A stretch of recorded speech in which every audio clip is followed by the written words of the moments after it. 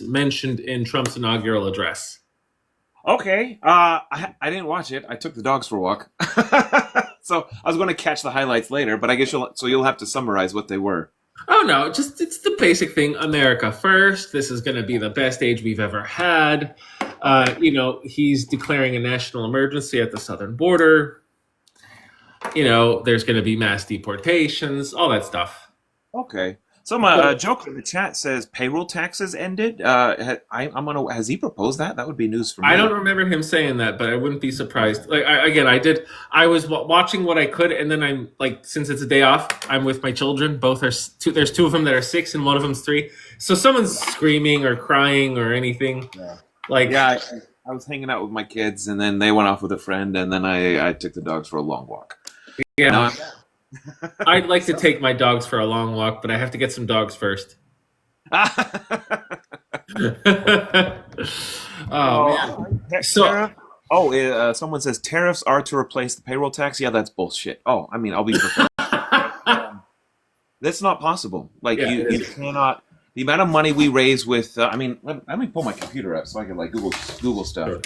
So I can give some like real numbers here. Yeah. But the payroll taxes are how we pay for Social Security, Medicare, Medicaid, unemployment insurance, and maybe other little things there.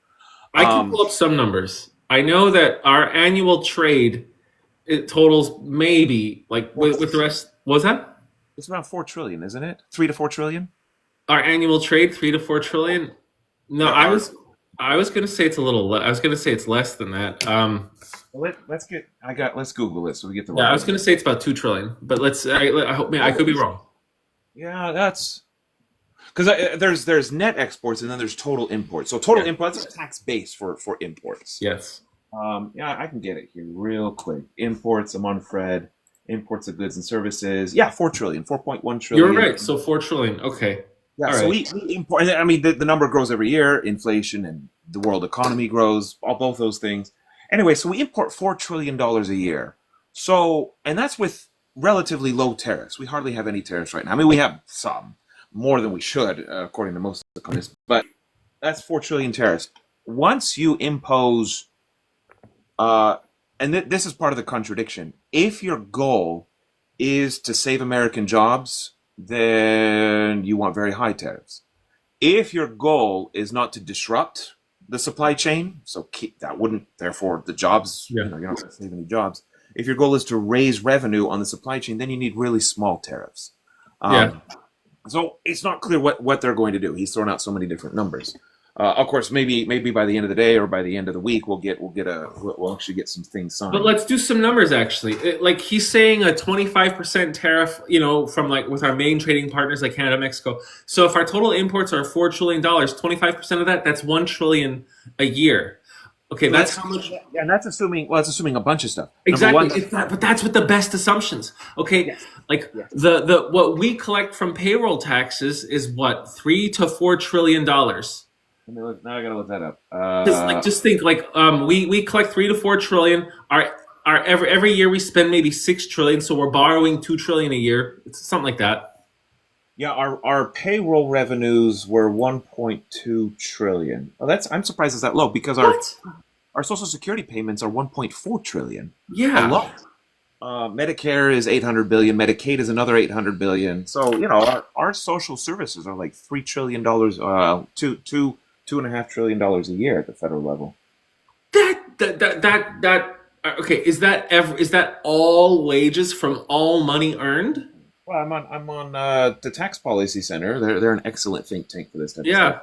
Payroll taxes are levied to finance Social Security, finance, blah blah blah blah blah. Revenue in 2022 totaled 1.2 trillion. That's so small. Yeah, I'm surprised it's that small. I was a. Huh. All right. So there we go. All right. So then that would actually work. I mean, that's given everything Well, we that's deal. assuming, yeah, Best case scenario. Assuming best case scenario. yeah, a blanket 25% tariff on all taxes on all Yeah. import. That raises the price by Yeah. 15%, 20%. I mean, it wouldn't raise the price. I don't think it'd be 1 to 1. But it would raise the price. I mean, we could be close to 1 to 1. Yeah. But we'll just be generous. We'll say raise the price by 15%, that means you're going to get less imports. Yeah. Just for the basic tax effect. Anytime Yeah. you tax something, especially tax, 25% tax is a large tax. Of course. On imports, people will substitute and they'll do something else. They'll switch to go elsewhere. So you're not going to import $4 trillion worth of stuff anymore, so that's going to lower the base. But then the other hand, you're going to get retaliatory tariffs. Yes. And when retaliatory tariffs come into play, then there's less exports, and that's going to harm the economy that way. I think there is. I cited this in a video a couple months ago. Like, there are estimates on what are the maximum dollar revenues we can do, because they've gone out and tried to estimate. There's papers out there that have tried to do it. So if you give me a minute, I can actually get like a real number. And if I recall, it was on the order of maybe 200 billion a year.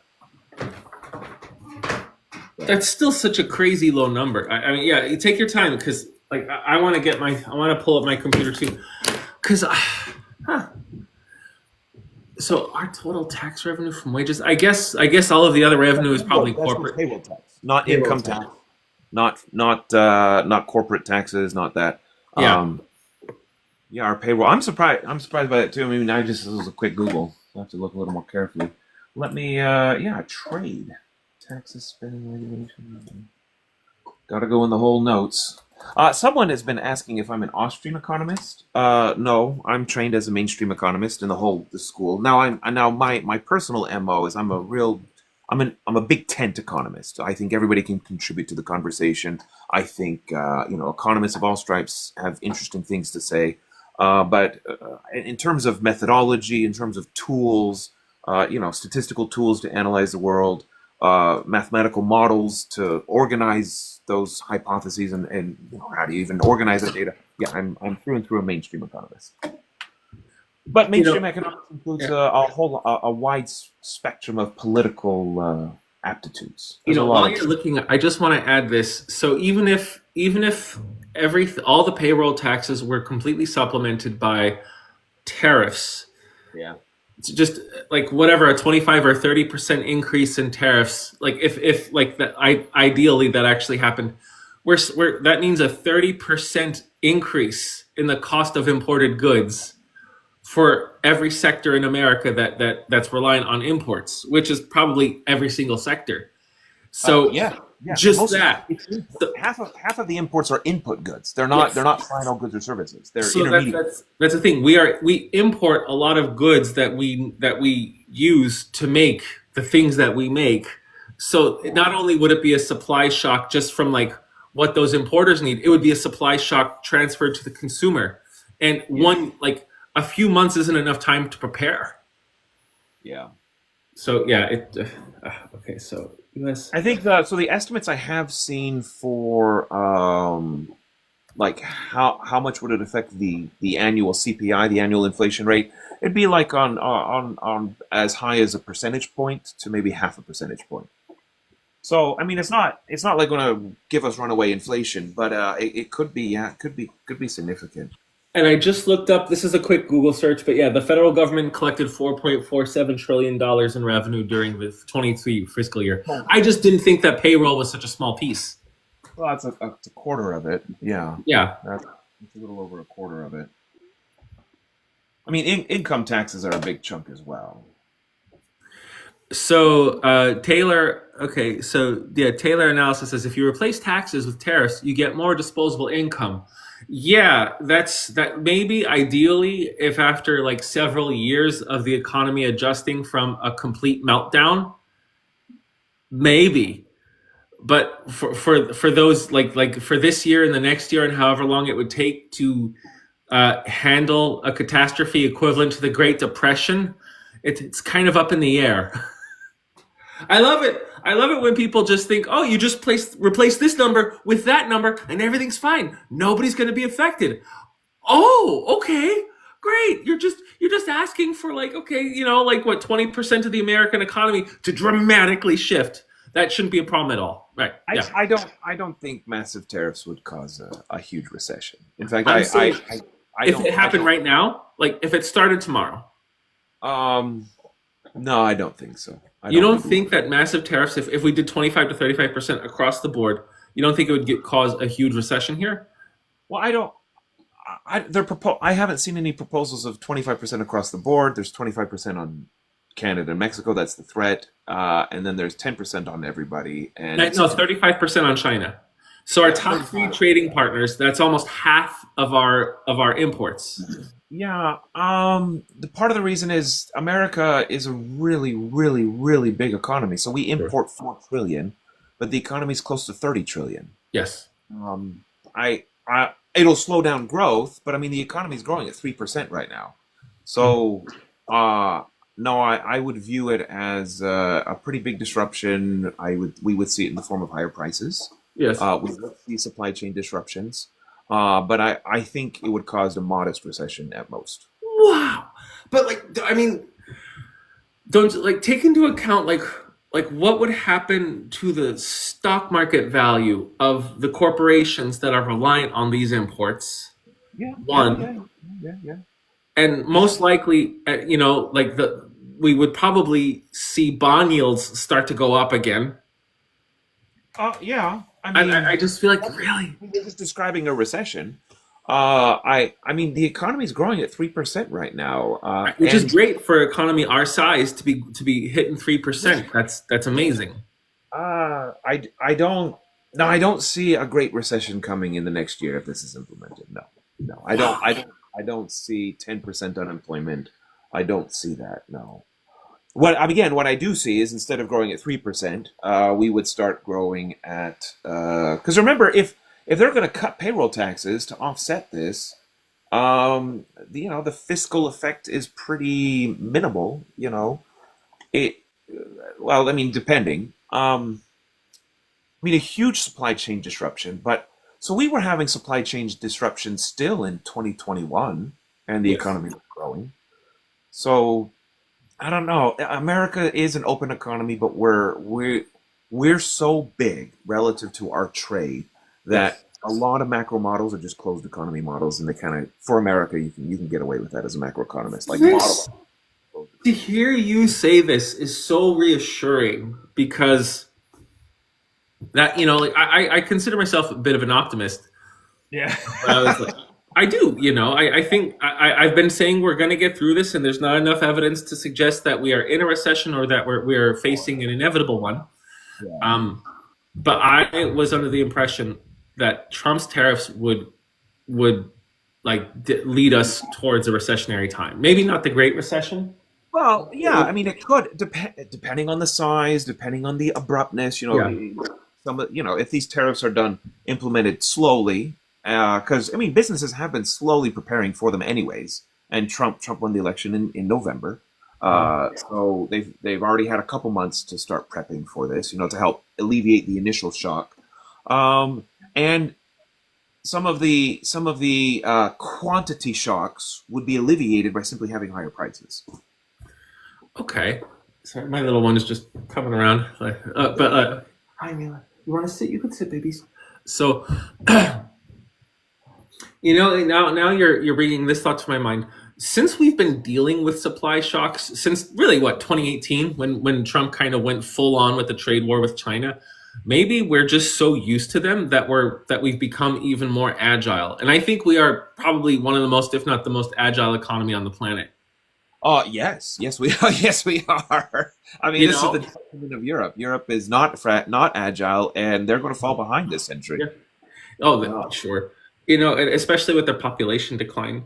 You know, it's that's such a good point. Now, if we're used to these supply shocks, because you're setting me on a really fun train of thought. We're used to these supply shocks, so maybe these are already being priced in, and because Trump is going to have so much leeway with this government because he has everyone behind him. He has a red Congress. He has a red Supreme Court, and not just that, but like at least when it comes to the Court of Appeals, the circuit courts, they lean more conservative.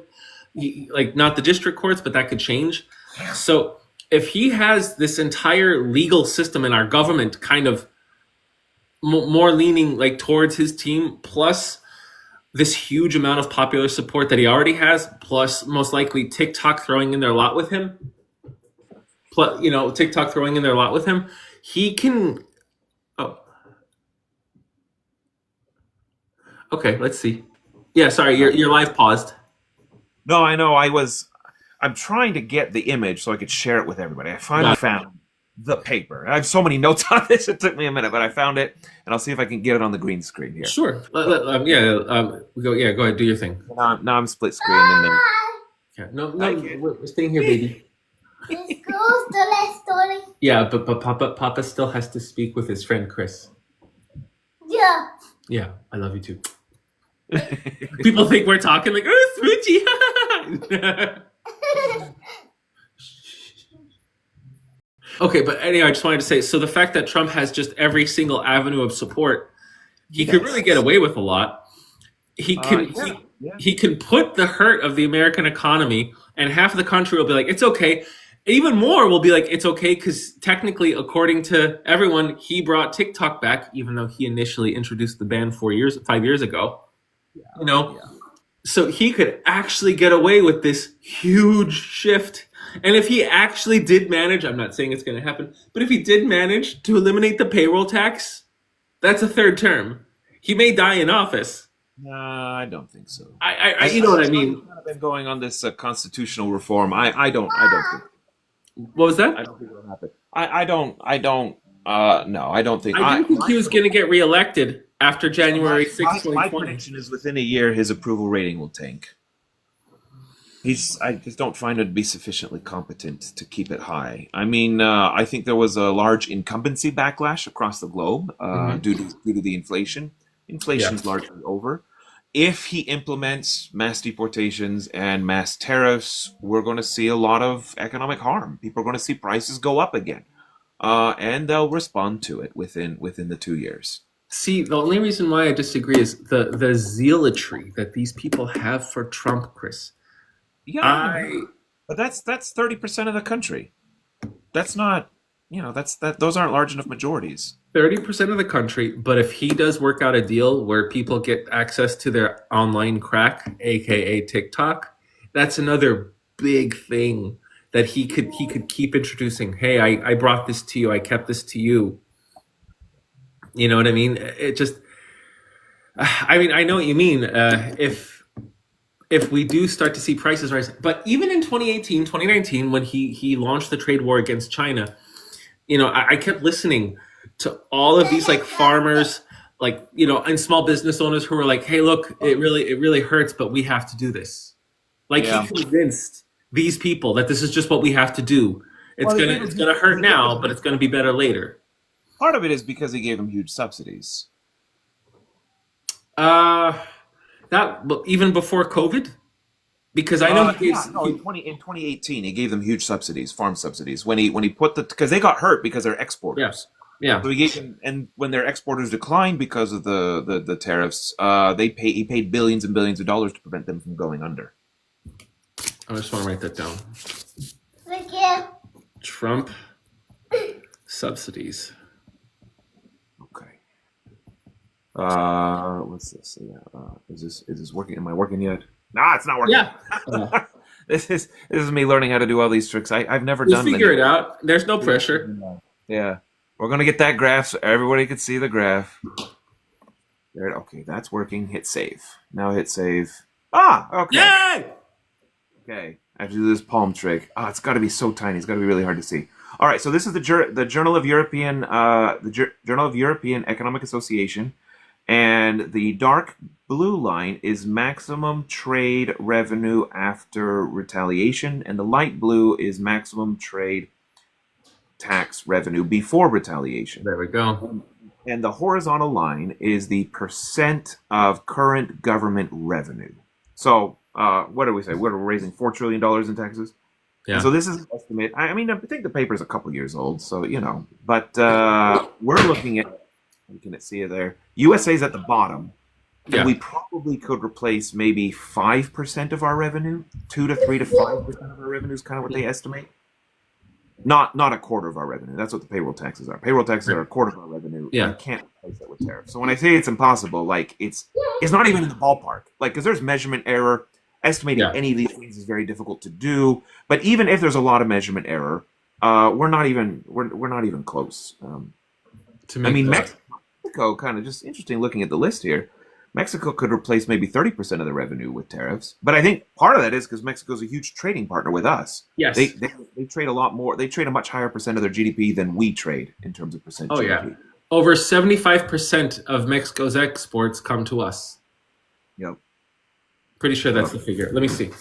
Let me Oh, just they make do. sure. Yeah. They basically just trade with us. Yeah. Yep. Yeah. I mean, ideally it should be good for them, but I think you know, I think we have the Mexican economy so under our thumbs that it's almost like we won't let them grow to be independent of us.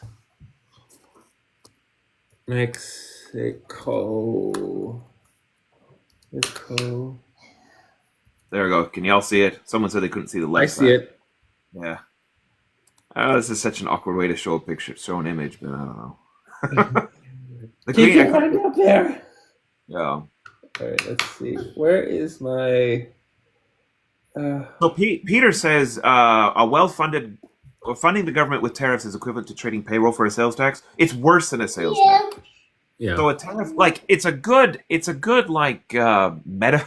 Woo! It's a good metaphor to say a tariff is a sales tax because like people understand that, Yeah. but it's worse than a sales tax because a sales tax. It's following your hand. The picture is following your hand, Chris. This is awesome. I love this. I love it. It's more so. It's Keep more your hand so. in your lap, Chris. It's the picture's down here now. A tariff prevents trade from happening, and one of the first things we learn in economics, the very first lessons you learn, is that exchange is where we make people better off. Exchange is a mutually beneficial thing. It makes the seller better off, and it makes the buyer better off.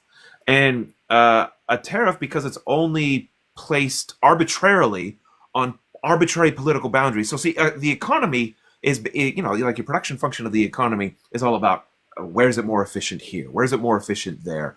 It's like tech and all these things. It has nothing to do with your nationality, your ethnicity, none of that. So political borders are totally different than economic borders. And so a tariff is totally arbitrary. And instead of being placed on being most burdensome for, say, your least efficient firm, it is often placed on some of your most efficient places. Yep.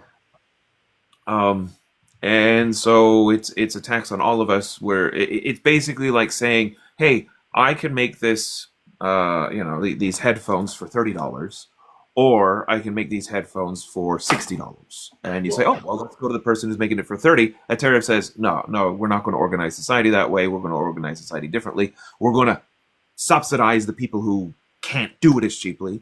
They're not as efficient. They're more clunky. They're more costly. So yeah, tariffs are even worse than sales taxes. But not just that. It's like tariffs are a tax on every avenue of the supply line. A sales tax is like to the consumer. Okay, the consumer gets that. But a tariff, it's like everywhere down the supply chain. Yeah. It's an am I wrong here? But like it just seems like okay, every stop of the supply chain, the tariff impacts negatively. And then of course, like you said before, is the retaliatory tariff. Yeah. Yeah.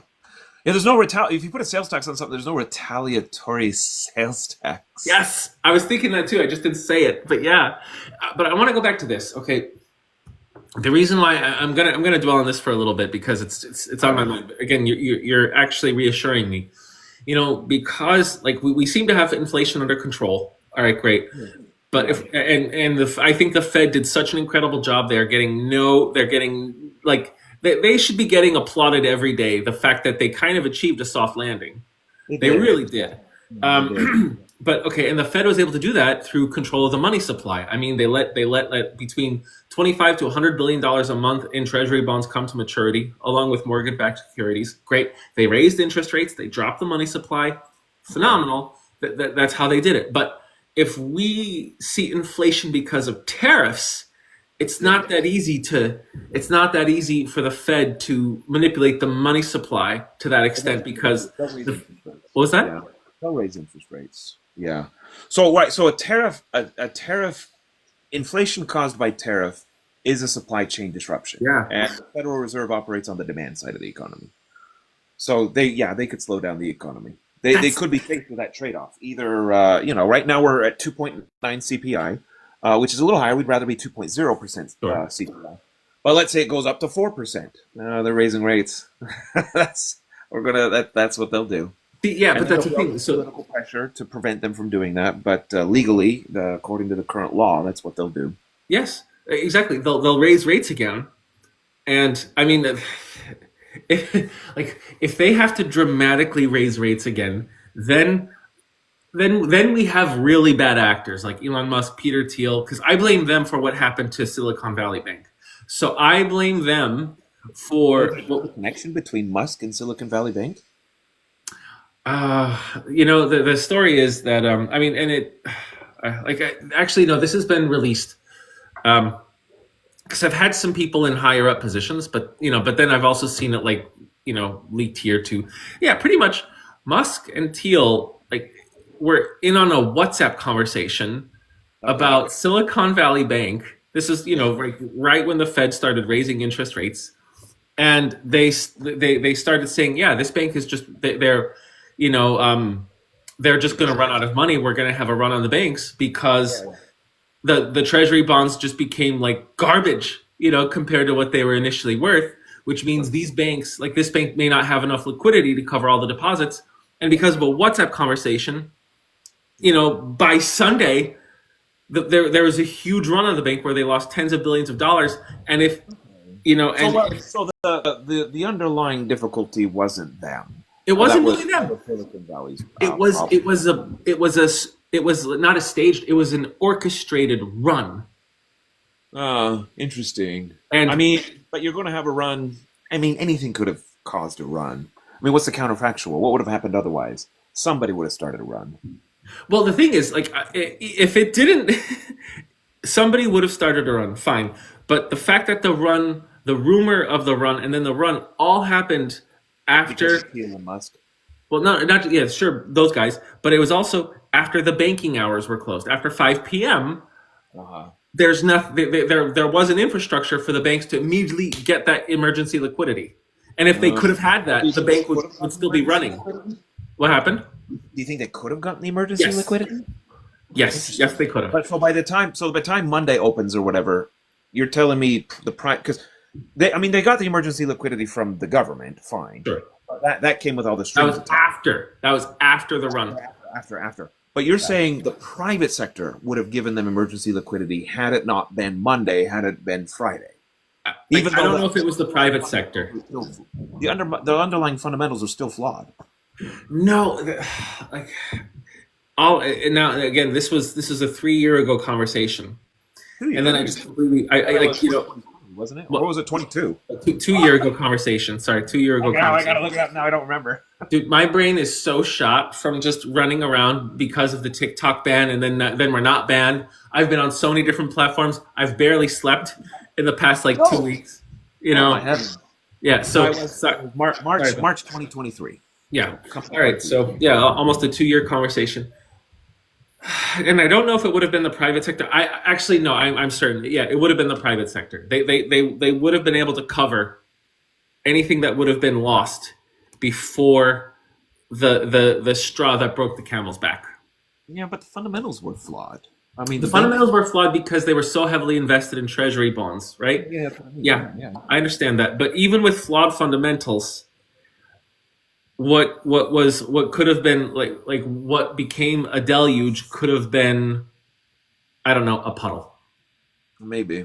And That's the thing about runs is runs are these weird psychological phenomena. but that's what I'm concerned about with the tariffs. So if the tariffs happen, and then there's another huge spike in interest rates, and then you have the big money saying again, oh yeah, these are problems. Then you have, just like what you said, you are more open to the possibility of these psychological instances where runs can happen. Okay. But I guess, current estimates are tariffs are going to increase inflation by at most 1 percentage point. Yeah. So the Fed doesn't have to do crazy monetary policy. Someone asked, are we going to get 9%? I assume that in the comments, 9% inflation. No one's forecasting tariffs will cause 9% inflation. But if you go from 2.9% to 3.8% inflation, that's not crazy. It's a little higher than what we want, but it's not crazy. all the Fed could do is just keep rates where they are. They could just say we're not going to drop them this year because the current That's the forecast. best thing they could do. Like that's So, the least harmful thing they could do to us.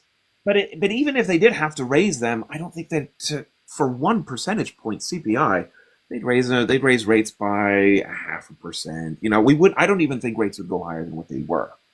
Hmm. That's my kind of worst case scenario. That's not gonna. I just don't see this causing this huge, ricochet and huge fallout. I see that causing a slower economy. Instead of growing at 3%, we might just grow at 1%, or we might even have negative 1%. I see it causing a modest recession. Okay, at least we have the word recession involved, because then I'm like, oh, okay. That's my worst case. So my forecast is kind of, and Yeah. well, how much the forecast is worth, but it's in between, like a negative 1%, negative 2%, up to a positive 1%, positive 2% GDP. That's aggregate GDP. How much have you like? How much would you say that the Russia-Ukraine war contributed to inflation? A lot because of the energy shock. Actually, there is now the Ben Bernanke and company, lots of other co-authors, they did try to estimate how big the energy shocks were in contributing to it. A couple percentage points. So we peaked at 9%, so maybe 2 to 3% was that, 3 at most. A little more in Europe, of course. It affected the energy markets much more in Europe, and of course their inflation was a little bit after our inflation. Yeah. But there's actually a most recent paper. I've been wanting to make a TikTok on it. I haven't yet. Came out of the Fed. It uses a fairly standard macro model to kind of dissect this, and it's the best dissecting it's done. It's actually one of the first papers I've seen that has attempted to differentiate the inflationary effects of monetary policy from the inflationary effects of the fiscal stimulus, which is really hard to do, right? Yeah. So it's the first paper I've seen that's tried to do this. I emphasize trying all this because disentangling macro cause and effect is really, really difficult to do. Yeah. But its conclusions are, with fairly standard models, is that the monetary policy caused most of the inflation in late 22 and into 23. That was the fault of monetary policy.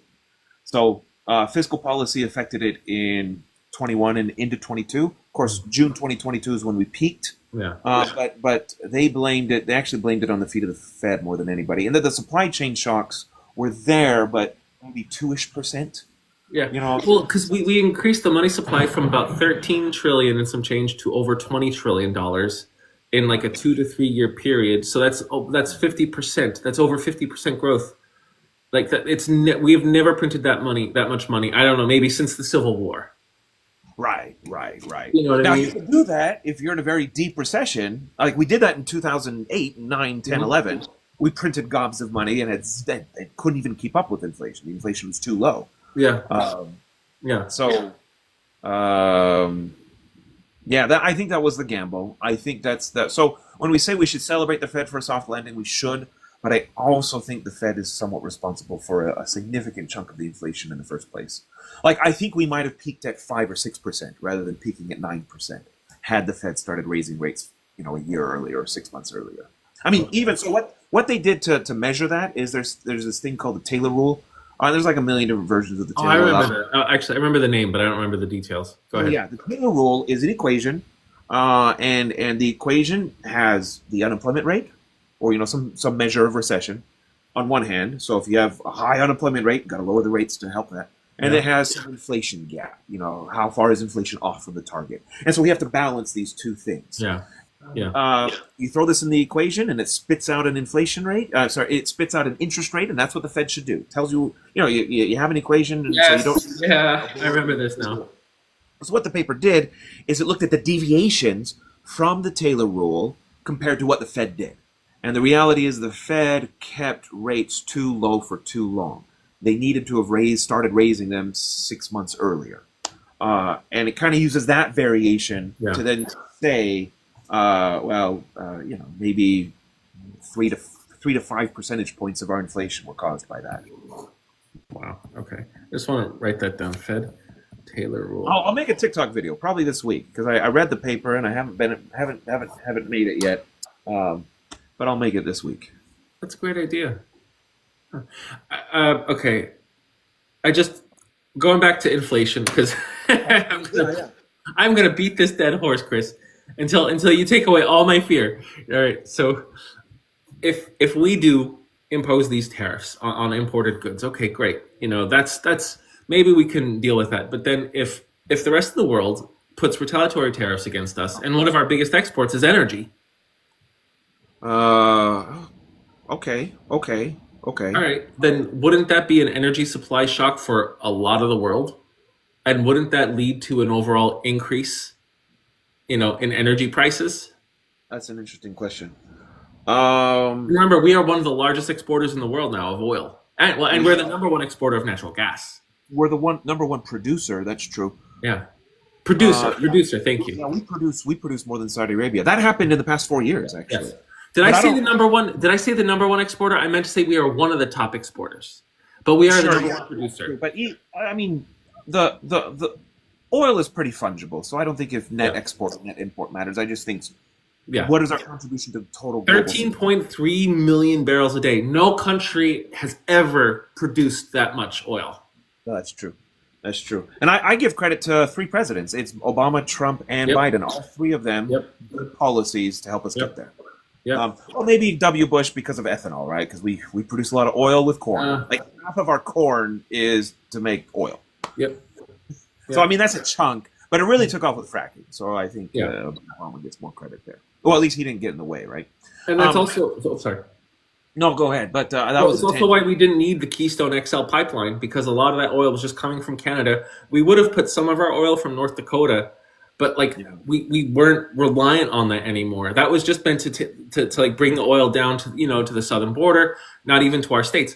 We were producing so much oil, it was like why are we devoting to this? We're you Well, know it was 700,000 barrels a day. It's not compared to a 100 million barrel a day oil yeah market. Global oil yeah market. It's not it's just a drop in the bucket. right, and it's a pipeline. It's not like that oil doesn't exist. It's not drilling. It was Yeah, just an most extra. of it wasn't our oil. Yeah, Like yeah. So yeah, what's your question? We are producing this, but on the other hand, a part of Trump's policy packages are to increase drilling. yes. How much can he do on top of what Biden has already done? I don't know because Biden also increased drilling. Heck So yeah. He'll I'm not never get credit for it, but like, I know yeah, because the Democrats, they're like, oh, we can't drill because of environmental concerns, which I'm sympathetic to. But then, so his base won't give him credit for it, and then the critics will never give him credit for anything because they're by definition critics. yeah, Yeah, it's too bad. But Biden did do some restrictions on some public land. sure. Yeah, I'm not sure how much drill baby drill is going to increase our drilling in the U.S. I could see It's some. refining, Chris. It's refining because it's like I don't we have all the drills, but we're like we need to build more refineries. know. And, Okay, and okay. like so, well, like well, actually, maybe not now. Actually, no, not now because prices are so low because the world there's so much economic uncertainty. But when oil prices were high, like shortly after when we started recovering, it's like it wasn't a shortage in oil. It was a shortage in refinery capacity. Yeah, But yeah. it's balancing out because there's a lot of economic uncertainty. China still isn't consuming anywhere near as much oil as they were. So Yeah, yeah. Oh, you know what they call it? They call it the crack, the crack or something. So that's the gap, the price crack. I don't know. I always think of a butt crack. It's the I was thinking of it too. Thanks, it's Chris. the price difference between the price of gasoline Yeah, and the price of crude oil. yeah, And of course, that's reflecting that's where we see it. So if you have a refining thing, that wouldn't affect the crude oil prices. That would yes, affect the crack. yes. I like that. I'm glad the fact that you're laughing at it too. I'm like, okay, I'm not that immature. Chris is doing it too. Okay. By the way, your economics of Minas Tirith, in Lord of the Rings, that Oh was yeah, amazing. yeah, yeah. The Shrek one. Yes, That was yes. that was incredible because exactly, it's like in the books that yeah, there was fertile land, there was the Lithian fields and all that, and in Yeah. the movie, it's just like on a mountain. It's like great, Impractical Well, they Fortress. filmed it on wild grass. They filmed it on wild grass, which is, is a fine filming decision. I'm not blaming the creator at all. But you know what's really funny in the comment sections for that video? Because it got 600,000 views here on TikTok, which I'm always very grateful for. But on Insta, where I'm not very big, it got 3 million views. Whoa! Which was, wow, that was super cool to see that on Insta. And oh my God, so many comments. Do you know how many people tried to tell me, no, use your eyes. I know wheat fields. That's just winter over there. It's just wheat. And I'm like, no, that's a wild grass. Like, so I'm in Eastern Washington, and my county, where Washington State University is located in Whitman County. It is the #1 wheat producing county in America. So I know what wheat looks like. You know your wheat, man. Dude, good for you. 3 million on Insta. Like, I am suffering on my other platforms. I have like 6,700 followers on Insta. What? It's so tough. Yeah, it's tough. I have 6,000 followers on Insta now. But yeah, what's 6,000 compared to 130,000? Yes. It's not. I have 376,000 followers on TikTok, and I have like 9,900 on YouTube. And I'm like, please just go. Yeah, Just I go. know. I'm like, I don't trust TikTok for my revenue. They take my revenue, then they give it back, and then they ban it. And I'm like, please, people, please, just go to my YouTube, please. Just. I don't want to rely on TikTok anymore. I know. Well, and who knows? So I playing this game of will TikTok stick around? It's just been such an emotional week. It's hard for me to be rational about it. But I think it's going to be a pawn in the tariff discussions with China. Mm-hmm. And I think, so according to current law, there has to be a sale. Like, I think with executive order, I guess Trump can get away with it for 90 days. But the Republican senators, I mean, I saw Cotton and I saw, I forget some others, but they interviewed a bunch of Republican senators and they were like, no, he can't unilaterally do this. It's the law. This is a national security concern. So these guys are like, they're not going to play ball with Trump. They just let him keep TikTok, right? So I think what might happen is we might negotiate a sale. I mean, I think there's been enough offers, enough billionaires have been out there saying, yeah, I'll buy TikTok. So yeah. I don't think that's a constraint. I think the constraint is getting the Chinese government to agree to it. Well, there is a senator in I forget his name, of course, but there's a senator in Massachusetts who introduced a bill to extend the TikTok ban for 270 days. Oh, a whole year almost. Wow. Yeah. So if Trump can get, if he could get 90 days for that bill to pass, yeah, it's another 270 days, and that extends the negotiating room. Sure. I mean, that's if. It's all if. But again, honestly, if this act gets shut down, it gets shut down. I'll go to. I want to be on YouTube. That's what I want. I want YouTube. And I want to have my own podcast. Like, I had my podcast stuff set up, but then I'm like, okay, you know what? We're on TikTok. Let's make it easy. I don't want to, like if it ain't broke, don't fix it for now. Yeah. I'm more broken than TikTok right now. I need to recover. Okay. All right. So I think we've spent a few minutes on tariffs. Maybe we could move on to something else. And energy independence, we kind of covered that. Now let's go to like the deportations and the border. So that's another thing that can lead to inflation, because if we have a labor shortage, I don't know if the raids have begun today, but if they Tuesday, they announced Tuesday for Chicago. Oh, okay, Tuesday. So just think about that. Like, let's say the agricultural industry has maybe 3 million workers. I know about 1 million. Up to 1 million are foreign, undocumented. Okay, great. So just for our agricultural industry, that's 33% of the labor force there. Boom. Yeah. You know what I mean? And it's not like they'll all go, but we've had these mass exoduses before. Sure. And even if 100,000 leave, what?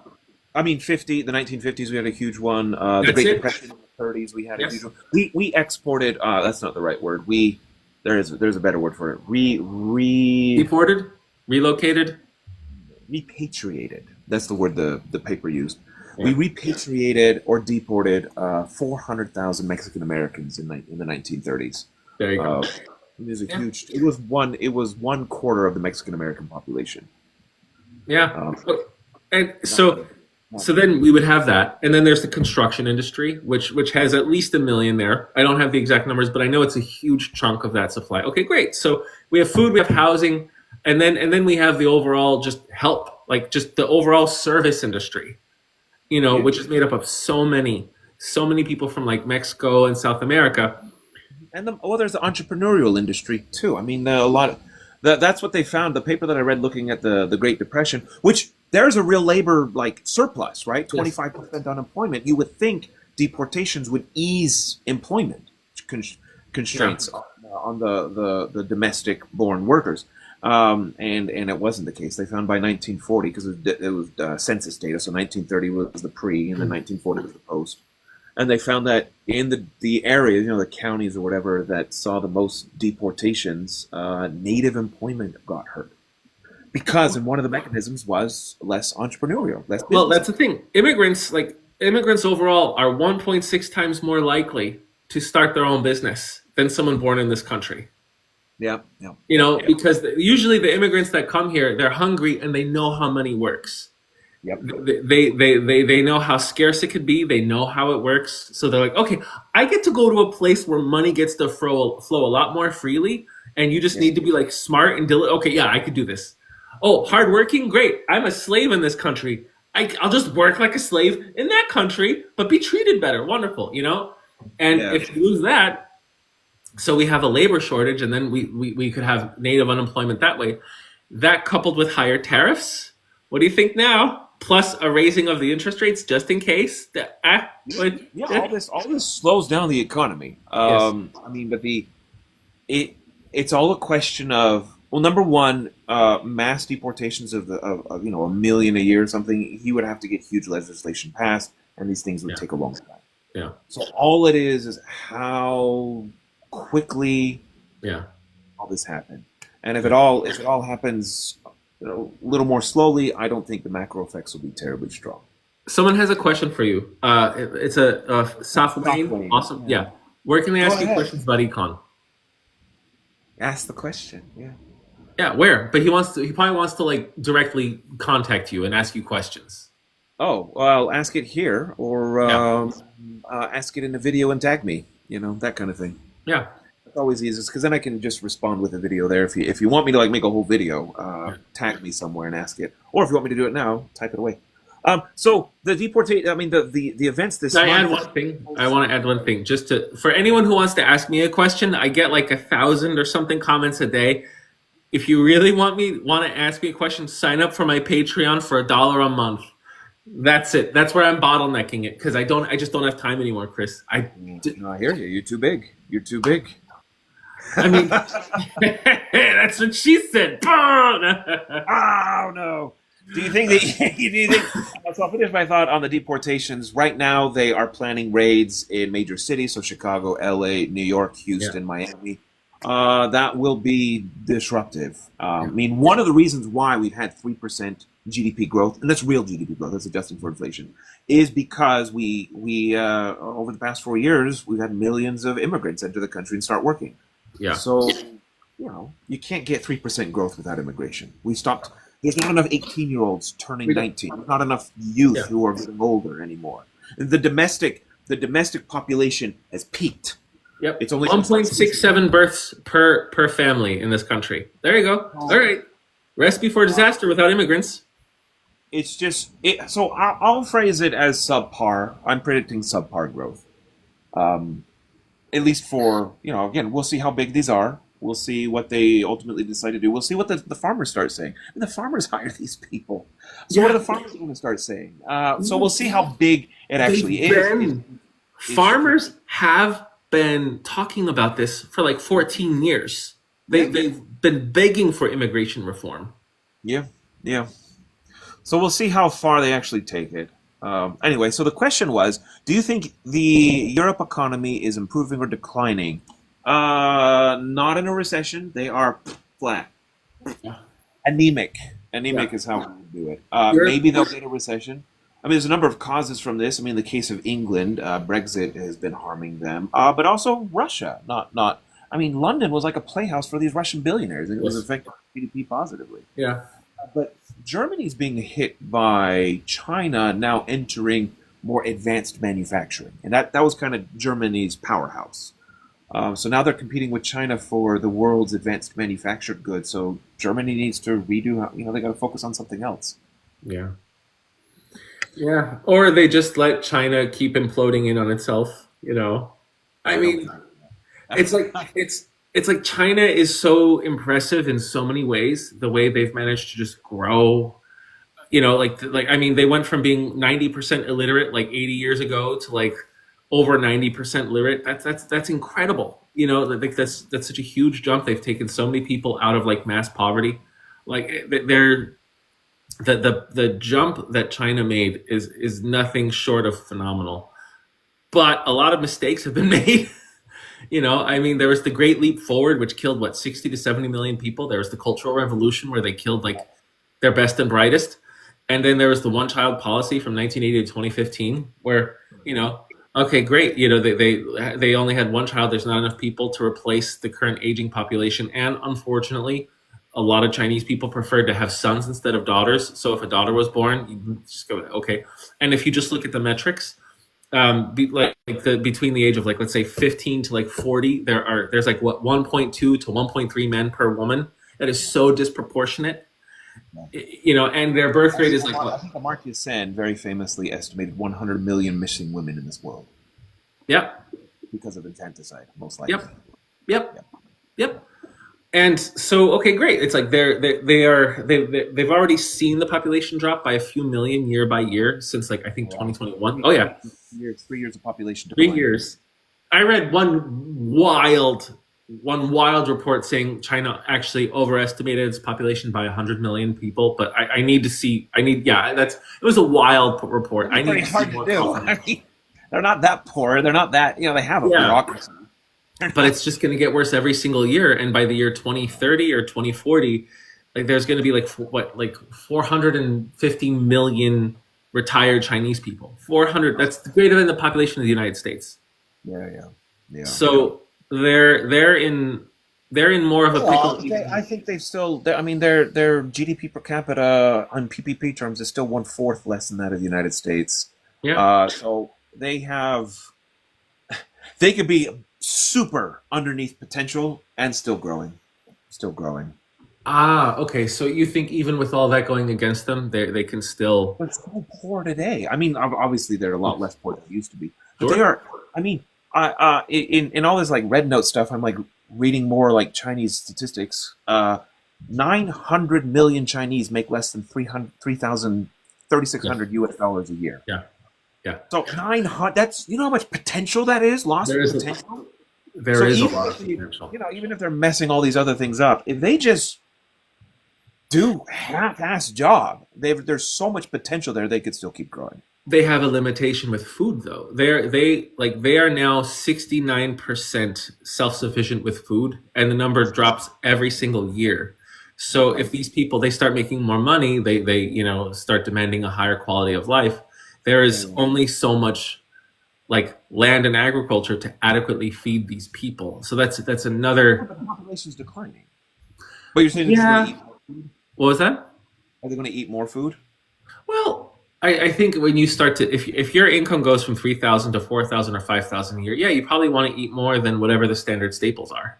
Yeah. Oh, thank you. Nice. Yeah, you deserve it, Chris. Nice. Yeah. Interesting. No, I am. I'm still fairly bullish on China's continued growth. I think they're going to be way under potential. I don't think we're going to see that 10% that we had 20 years ago. That's We're not going to see that again. maybe subpar growth for a while. I predict subpar growth. Yeah. Yeah, I'm with you there. I see. The thing is, Peter Zahan went crazy, and he's like, "Oh yeah, China, they're gonna break up into separate states." No, I think the CCP is way too strong, They're a powerful. way too strong, way too organized. And It's I not think 1911 again. what's that? It's not What'd you say? 1911 again. Yeah. The revolution. No, it's not. Yeah. Exactly. I think that there's so much more like cohesion now than back then. So, but I think I think China is just they're not going to be this like vaunting behemoth that everyone's afraid of now. Maybe that'll be India in 20, 30 years because they have such a young population. They are also modernizing. I think there's even more room for growth. Mm. per capita with the Indian population. But it'll take a while because like China is so much more advanced. They've really developed so much more. Yeah. You know. Somebody asked, this is an interesting question. Dan over here, would the melting of the Arctic economically benefit most of the cost of global warming? No. There are benefits. I mean, obviously, the Siberia will benefit, Canada will benefit. But when the UN puts these models there, they put those benefits. Excuse me, they put those benefits in. But the benefits are a lot smaller than the costs. What about more agricultural? Like there'll be more agricultural expansion though. Maybe I know Siberia is not really that important. Like it's not like the Russians are starving for food, but I mean Canada, Greenland, even Yeah. Iceland. Like if there is more habitable land, that's a good thing. And if there, if go ahead. Well, yeah, I mean, yeah, but you'll get less habitable land. I mean, the deserts are going to be hotter. I mean, Yeah, some of these places you couldn't even go outside. I mean, they're predicting like 130 degrees and yeah, you're right. 135-degree Yeah, you're deserts right. in the Yeah, Middle 'cause East and other places. So and the desert uh, is expanding. yeah, the total number of arable acres, how will that be affected? Because you get the benefit of the north becoming arable, but then you get the decline of arability in other places, and then you get increased flooding in some Yeah. places too. So there's the extremities go higher. Yes, the increased flooding and the wild hurricanes. Like the fact that we had a hurricane this year that climbed all the way up the mountains in North Carolina. That was I was like, no way. No way it's not going up the mountains. Yes, it did. The rivers flooded. I mean, I know it wasn't hurricane winds, but like just the floods just destroyed everything. Yeah. So yeah, that's a good point. That's a very good point. Drama Llama, Africa has a huge potential to keep growing. Absolutely. Like, Yes. 100 years from now, Africa is going to be middle income, Yes. prosperous, Oh, yeah. populous. No, extreme poverty is going to disappear, probably in our lifetime. Yeah. Right now in Nigeria alone, like 60% of the population is like under the age of 35. It's just yeah, they have and they're an educated population. Yeah. I mean, Yeah. holy cow. It's going to be huge. And if I think it will eventually happen if they can actually get their territory under control, like with the splinter groups and everything, if they can actually really be united as a country and get their oil business back to where it should be, holy crap, man! They're energy independent and they're surrounded by neighbors that are major agricultural countries. So it's like, okay, great, that's like a perfect recipe for growth and sustainability and prosperity. Yeah. And I Oh, always there's sorry. yeah. There's just they're coming from such a low. I mean, a significant chunk of Africa is on subsistence wages. We're meaning they're just barely growing enough food to Yeah. feed themselves and reproduce. Yeah. So even if they, there is so much room to double or triple their Yes. quality of life, Yeah. even with very corrupt governments, even with all the problems that they currently have, and they are doing this. I mean, in the past, so William Easterly, I'll kind of back up, give a little story here. William Easterly is a very famous economist. He was like the head economist at the World Bank or something. Hmm. Very critical of the aid of global aid. He's written a number of books. White Man's Burden is one of his books, and Oh, that was Developing him. something. William Easterly. Anyways, he's very critical of. So in the 80s and 90s, the Washington Consensus was free trade, this kind of stuff, and we forced a lot of governments to do more free trade than before, to be more market oriented rather than state owned. So privatize businesses rather than nationalize businesses, and it didn't get a lot of results. The Yeah. 80s and 90s were not good decades for Latin America and Africa No. and Southeast, parts of Asia as well. But here we are 20 years later, and William Easterly's saying this. He's criticizing. He's getting a lot of attention, appropriately so. But then in the late 2020s, so late 2010s, 2020s, William Easterly comes out and he says, "I think I was wrong. In the past 2 decades, the amount of progress we've seen in Latin America, the poor parts of Asia, and so I'm not just talking about China or whatever, Yeah. no, or India. I mean everywhere in Asia there." Yeah. And in Africa in the past 20 years, the amount of economic growth has been extraordinary. Extraordinary. So maybe But- America was right. Well, yeah, this idea that Yeah. free trade, market-based economies, investing in infrastructure, investing in education, that's how you get growth. Well, China helped so much of Africa with that. Like a Yeah. lot of Africa's growth is because of China. Yeah.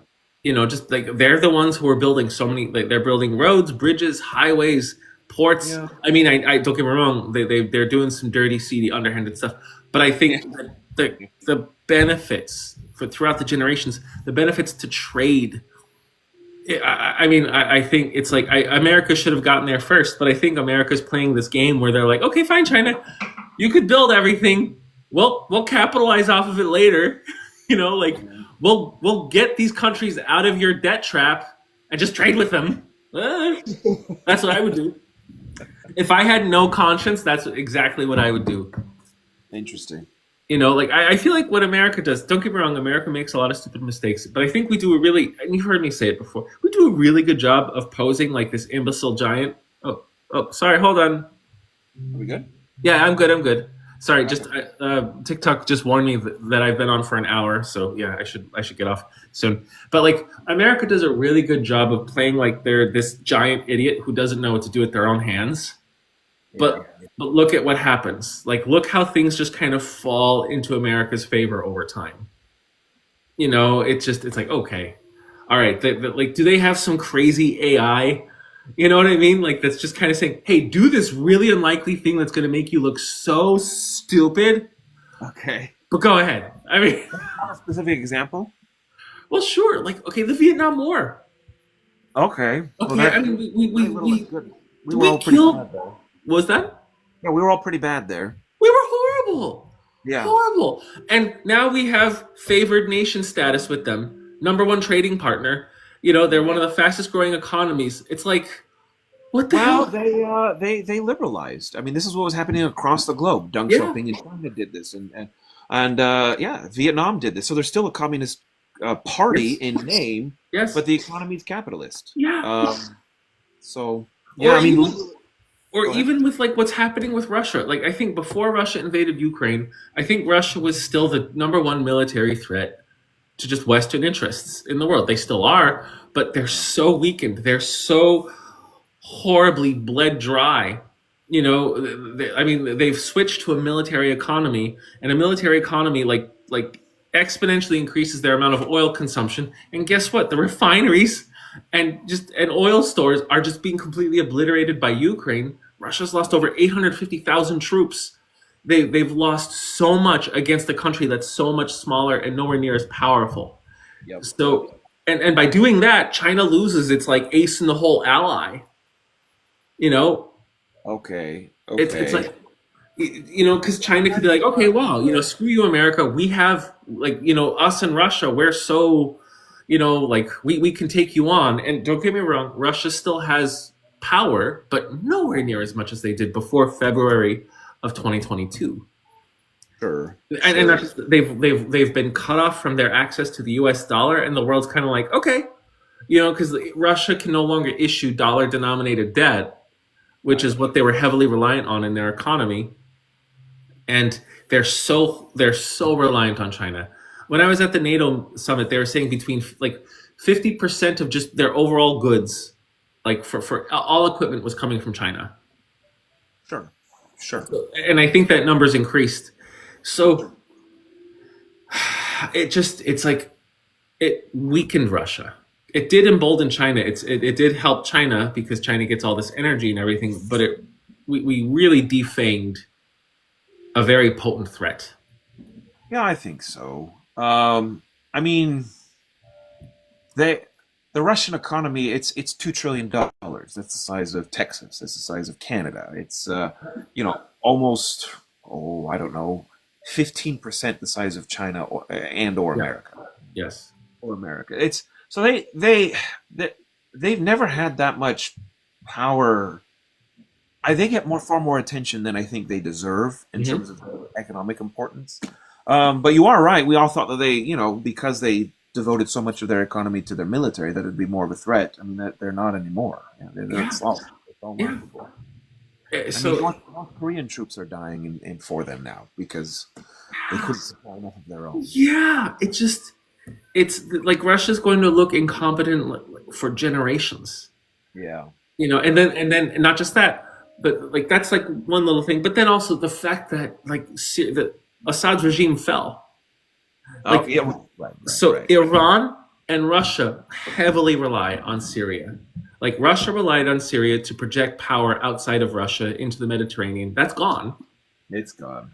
Yeah. And Iran relied on Syria to be a corridor to get everything they needed to supply Lebanon, like the Hezbollah in Lebanon.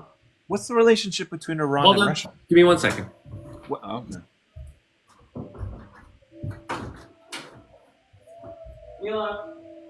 Ukraine is 5 months in Russia, and it is crazy controlling land. It is crazy. That's true, but Russia controls a lot of Ukrainian land.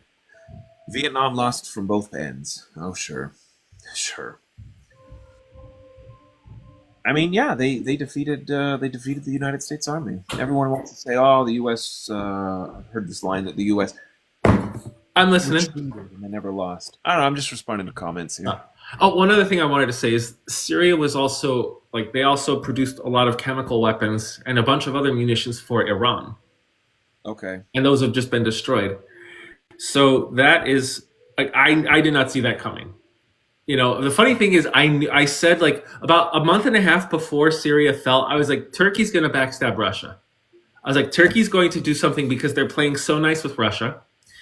And like if you've read about Erdogan, you're like, okay, this guy doesn't really care about anyone except himself. He uses pawns, and then boom, and then Turkey, they're the ones who are like funding like that. I forget the name, but the group that was responsible for actually taking, Damascus. I'm like, okay, there we go, there it is. Yeah.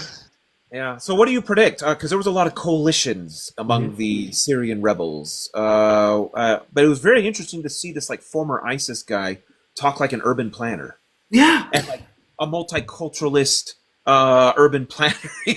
He was over here sounding like some Western John Stuart Mill kind of guy. yeah. I So, because he has to do that if he wants to lead this coalition. like the thing is, man, like there's what's being said, and Sure. then there's what Syria has historically been used for, and I want to be optimistic about it and be like, oh yeah, this guy he's totally going to lead to this like nice peaceful transition of power. Yeah. But didn't Saddam Hussein initially promise all this like good stuff when he came to power? Yeah, Mao kind of did too back in the 40s. I've read his biography. I have such bad things to say about him, which I can't because of this app. But on YouTube, I literally just finished it today while I was walking the dogs, and I finished this one. So not Mao, but the next guy. Deng Xiaoping was awesome. Deng Xiaoping, I like him, man. Like even though 100-page book. Deng Xiaoping. I mean, what'd you say? Deng Xiaoping. Yeah. He's pretty impressive. He was still responsible for the T square thing, Yeah, I know. but economically he was pretty good. Yep. Still authoritarian. So I think this shows. So there's like this hypothesis that this kind of Darren Acemoglu hypothesis that democracy and growth go hand in hand. But I think East Asia has shown that's not true. I mean, Deng, I still classify Deng as an authoritarian. He's on the authoritarian. He's less authoritarian than Mao, but he's still on the authoritarian spectrum. Is someone coughing? Oh, I think my dogs are barking upstairs. I thought I heard coughing too. Huh. Oh well, who knows? But it's interesting. I feel like Hu Jintao is pretty cool. Like the guy before Xi Jinping. Really? He was kind of a milk toast kind of guy. What's that? What does milk toast mean? Oh, milk toast means boring, not impressive. Not, Absolutely. Okay, let it go. Hey, people are making money. Right? And then I mean, it's kind of okay, I great. was thinking Hua Guofeng. I was getting confused. Hua Guofeng is the guy between Mao and Deng Xiaoping. He was there for like a couple of years. So Hu Jintao is someone else. I got the two confused. Oh, okay. So Hu Jintao, he's the guy the third one, the guy who the real. Yeah. Okay. Yeah. All right, so we covered China. We covered all this. Now, what about space exploration? I don't really know if that's going to be relevant. But what do you think? What do you think about the DEI? His DEI statement: diversity, equality, inclusion, or equity. Trump. Who's the DEI statement? Trump just saying there's just two genders. we're not going to do this whole DEI thing. We're not like just look. He pretty much has made a very he's just pretty much a statement saying if you don't qualify under these two things, then just you're SOL. Like I feel like that also can kind of have a negative economic impact because it can take, even though it's not the largest, it's not a big piece of the workforce, it can really discourage a lot of people from just trying to like intermingle, be Yeah. in society, even try to work. Well, there's a question on what are the actual policies that are going to happen. So DEI as an effort is only a decade old Yeah. in the corporate world and or even the academic world or out there. And there's a real open question on whether these DEI organizations were actually accomplishing their goals in the first place. So they might have just been a big waste of money for pot. That's one thing. Although it's been very interesting to see Costco. Costco is not walking back. They are like because they're based out here in Washington, over in Kirtland, Washington, and they're saying no, we're keeping all our DEI stuff. So fine, that'll be kind of interesting. We might be able to get some studies that way to see how effective these programs were. I mean, I was really quite surprised to see even some of these like sensitivity trainings that they would show, and then they would kind of do this before and after. Some group would take them, some wouldn't. They weren't finding like statistically significant effects on some sort of measure of discrimination they were trying to find afterwards. Yeah. So I think now maybe I'm too optimistic, but we've had a lot of national conversation over this for a decade and a half, a lot, Yeah. and I think there's been a lot of change, even among your more red meat kind of Republicans. I mean, Yeah. gay marriage is legalized. No one's really pushing against that. I mean, DeSantis tried to do that, and did he get far in the presidential primary? No. So I think the effects will be modest. Maybe I'm too optimistic. I'm just not seeing a huge discriminatory effect, a huge change to happen here. See, I'm concerned. I'm concerned that that's what we're going to face. I just made a post about this yesterday. I think we're just being walked into a rightward shift culturally, and I think Trump is kind of the spear of that. Like he doesn't even have to live through his first term. You know what I mean? But I think it was like he was the conservative movement's last Hail Mary. Yeah. And if they didn't stick it with him, they were going to have to go under a great deal of like restructuring and reform, and they were going to lose a lot of power.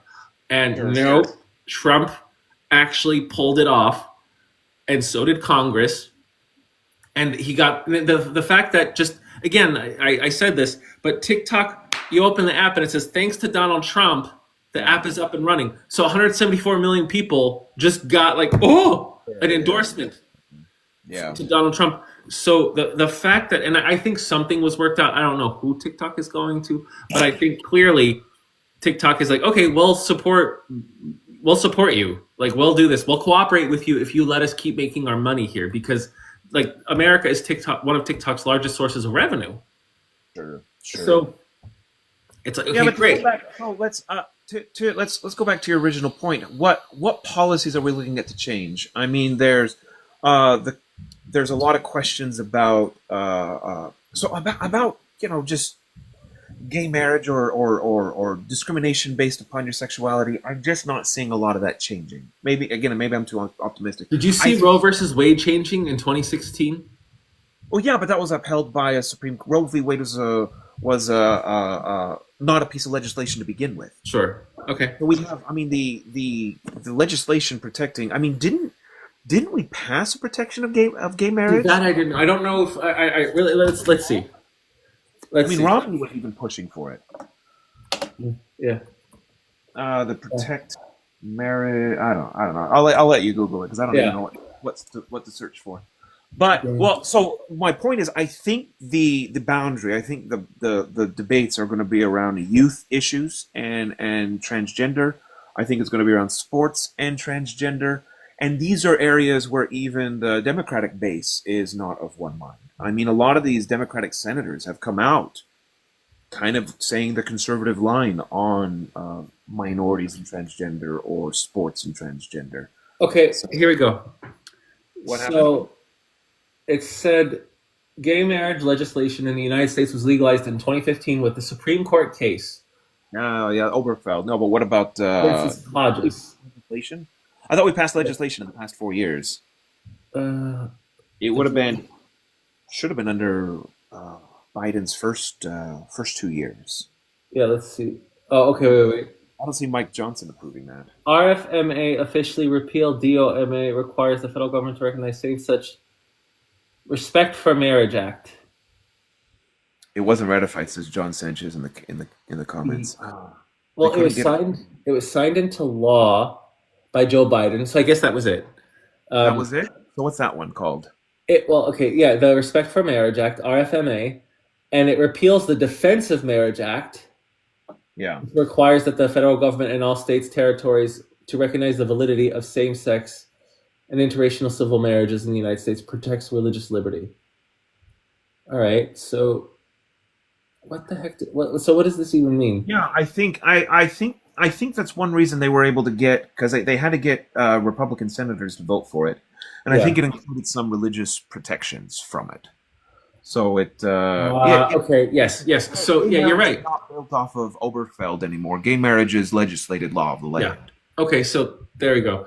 Well, and I'm not saying this is possible, but this is something that gives me the heebie-jeebies. Is that there are 31 states that are like red. They're like they have Republican senators. So Republicans have 31 states. We need 38. Well, they need 38 in Well, order that's to actually. 7 states. That's not gonna. I'm not seeing any. I'm not seeing any constitutional amendment happening in the next 2 years. I'm just I, not. I I, mean, we don't know. Maybe we should take a bet on it. But a constitutional amendment in the next 2 years. we'll take a bet. We'll make a bet. You have to shave your head if you lose. I don't know what I have to do. What's the condition if I lose? I mean, they are. I mean, Trump said he wants to get rid of what is it called? Citizen when your birthright citizenship. Yes. But Yes. that's in the Constitution. You have to get an amendment to get rid of that. Yeah. I just see the thing is, the fact that a guy who, who attempted to stage a huge violent, assault at the Absolutely. Capitol building, the fact that that person Yeah. got re-elected with everything that was known. It was. I mean, the margins were low. It doesn't even matter he is in office. He is in. It should the low margin shouldn't be anything. He should have gotten like 2% of the vote. So the fact that that happened, someone Yeah. who's expressed no regard for the Constitution, for what makes America America, the fact that he is in and that he has Congress on his side and the Supreme Court, I think, on his side, nothing is off the table. That's my concern. Okay. I think he's going to try a lot of things. I hope those things don't Yeah. succeed. I think he is going to try a lot of things, but I don't think it's going to succeed. I think we'll see a number of Republican senators give pushback. I mean, the majority in the Senate is not huge, and the majority in the House is also not huge. There are lots of Republican representatives who are in swing districts who can't toe the line on everything. So he'll pick and choose, and he'll get some things through, but he won't be able to get everything through. I don't think so. I don't know, And man. he's not terribly competent as well. And that's No. been a trouble this whole time. So I just don't see him having the legislative acumen to put forth, especially the real crazy things in his agenda. But just like Biden, like it wasn't a lot of these things may not have been Biden's plans. It was like he had really good advisors. Biden had really good advisors, I think, and he got a lot done. And I think, what if that's what happens? Like, what if Trump just has amazing advisors now? And did you hear? Oh gosh, this is the thing. Did you hear him just say that the election was actually rigged for him to win? Did you hear that? Yeah, no. But like, okay, so I mean, it's not nice to hear that. I mean, who knows? He probably just said it to like bait the Democrats, or to bait the left. I mean, I didn't even make a post about it because it's not worth. Right. He's a master of charades and distraction and all that. So it may not be like it may not be he I see the thing is, I think Trump is capable of learning. I don't think he's competent, but he's capable of learning. And the fact that he lost the re-election in 2020, he may have learned like, hey, maybe I should listen to my advisors. Yeah. That just it's my concern. I could be wrong, but I love the fact that you're more optimistic about all of this than I am, and I think I'm pretty optimistic. Well, here's my optimism where it's coming from. When I see his coalition, and when I talk to my so I have a number of never Trump conservative economist friends who I know two economists who are in favor of Trump. I would say 98% of us are not. Even all the conservative economists Yes. aren't. So I try to see what they're going for, and I'll say some of these things. I'll say, what's the likelihood of this passing? This is a campaign promise, and a lot of them will say. I mean, one of them said the likelihood he'll be able to say abolish the Department of Education is nil because you can't get that through via reconciliation. So reconciliation, you can change some dollar amounts. That's budgeting, but you can't change the purpose of bureaucracy unless you pass the filibuster. And the Republicans in the Senate have said they have no interest on getting rid of the filibuster. So I don't know. I mean, but that's not just public statements, but privately as well. I mean, the filibuster is how you stay in power as a senator. All 100 senators have a lot of power because of that filibuster. Why get rid of it? Yeah, exactly. They're not elected for 2 years. They're around for at least 6, and they keep getting rid. They want to stay around. Yeah, they're not getting rid of the filibuster. No way. No, of course, everyone needs the filibuster. I'm not seeing a lot of the really, really crazy stuff happening. I'm seeing a lot of incompetence. So if JFK gets in power, we're going to see people die. RFK, my guess. RFK. RFK, if there is, RFK, yeah. I know what you mean. Please don't insult JFK with that other moronic monkey. But, no, just kidding. Yeah. And then, all right. So what else? What else can we talk about? well, I actually got to go in like let's say 2 minutes, just because. Okay. But the other thing is, do you think Elon Musk will actually be able to touch anything in the budget? Legally, no, but he's running a think tank, and think tanks are powerful. I mean, we have seen there are a few precedences when a very famous person got famous enough where they ran Washington. I think McKinley had a real famous private citizen who did this. I think he'll run a very powerful think tank and a really powerful public campaign for certain legislative goals he wants, and he'll get them. He won the H-1B battle. Yeah. And he won the budget battle. He got what somebody's made an analysis said that Musk's goals got passed more than Trump's goals did. So Well, that doesn't surprise me. I think he will get some things happening. Now it's so much more complicated. The budget is he doesn't understand it very well. One second. I'm so sorry, Chris. This is an echo chamber. That's great. Oh well, Brandon, give us your perspective. I'm kind of against echo chambers. I mean, Gio Husar and I have similar politics. But, Sorry about that, Chris. No, that's all right. I'm talking to Brandon in the comments. I remember about 2 weeks ago, someone was saying, yeah, there's a battle between Musk and Steve Bannon, right? Like pretty much smart mega and the rest of mega. And they were like, oh, Steve Bannon's going to win because he has all these people. And I'm like, no, Elon Musk has money and he has an entire social media platform. Like he can orchestrate an entire social movement. That's not as powerful as Steve Bannon. Like Steve Bannon has this tiny little media. Yeah, the extremists are into.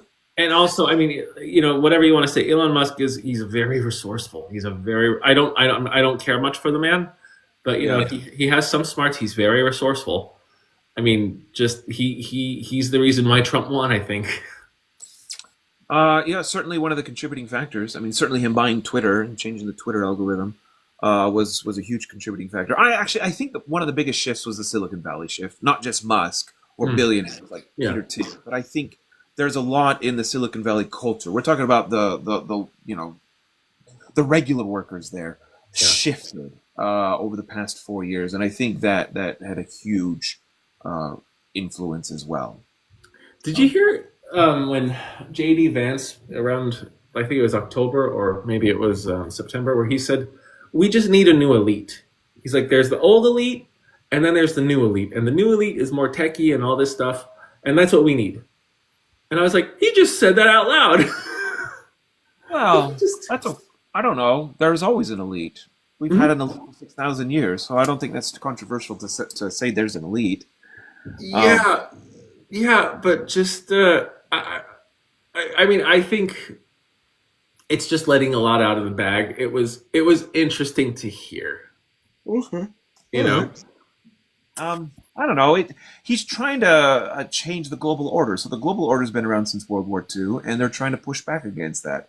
Yeah, So you need a new consensus, and you yeah. need the elites to have to rally around a new I mean, he's ideology. kind of right though. Like, I don't want to say elite, but yeah, like, I Yeah. mean, we've okay, you know. I mean, I mean, in my view, he's been right. I mean, I felt the Wall Street Journal and the New York Times have had kid gloves when it comes to criticizing Trump. mhm, Not they, some very flagrantly violent pieces of rhetoric he would put out. They just poo-poo it, instead of yeah, giving it the amount of controversies that should get more attention are bigger than what we are currently seeing. There's a normalization among the elite for a lot of this. So I think you're right. All right, I gotta go. This was awesome, Chris. Really, like, no it was so worries. great to be able to do this with you on TikTok, and eventually, I will get well, I have a podcast ready, and like, we'll shoot something on that, Okay. Yeah. and I'm gonna try to have this up on YouTube in like 1 or 2 days, Okay. and let's Well, try to collab and everything there. yeah. I guess we'll have to figure out. They don't do stitches on YouTube, but I guess they're still response videos. Response videos are a Yeah. genre on there. Yes. So we'll, Yeah. yeah, we'll have to do that on there. And again, criticize the shit out of me. Seriously, like, it's fine. I don't mind. I don't mind like being criticized or anything. It'll just blow you up. It'll make you look great. You know, it's fine. You know, like, my followers have seen me. They've seen me fall. They've seen me fail. And I still have them, so I'm not worried. All right. Well, thanks much. Yeah. You have a good one. You too. You take care, Chris. Bye bye.